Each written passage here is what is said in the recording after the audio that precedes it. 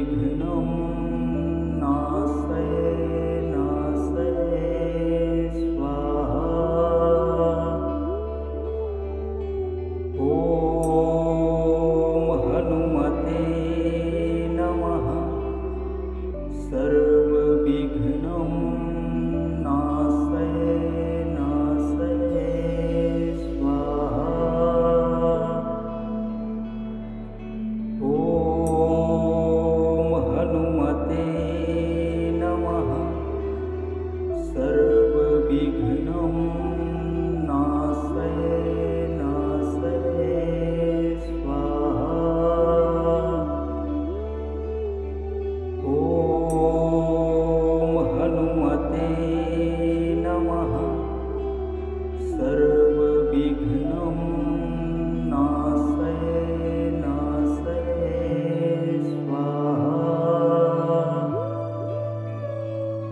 ॐ हनुमते नमः सर्वविघ्नं नाशये नाशये स्वाहा।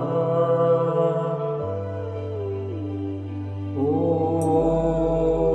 हनुमते नमः सर्वविघ्नं नाशये नाशये स्वाहा।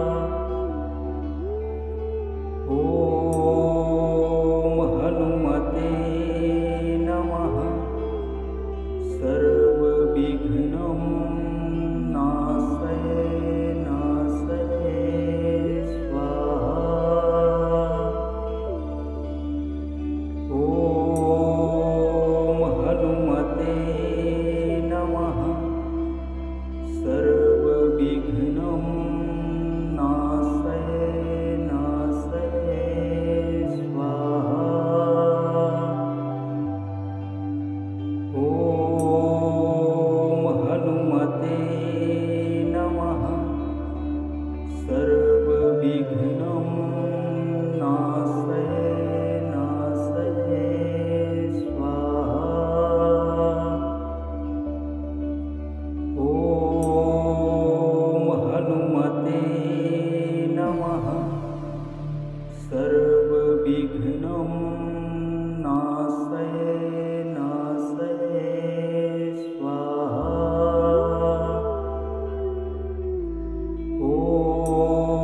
ॐ हनुमते नमः सर्वविघ्नं नाशये नाशये स्वाहा।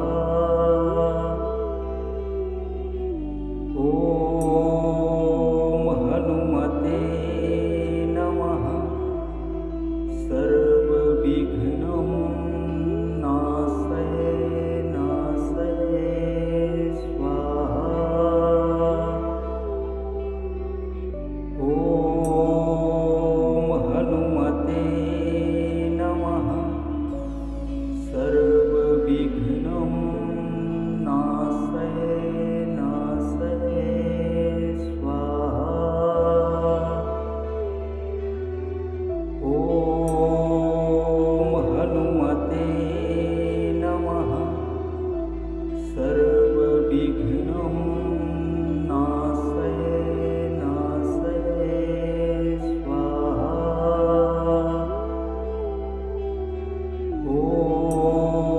ॐ हनुमते नमः सर्वविघ्नं नाशये नाशये स्वाहा।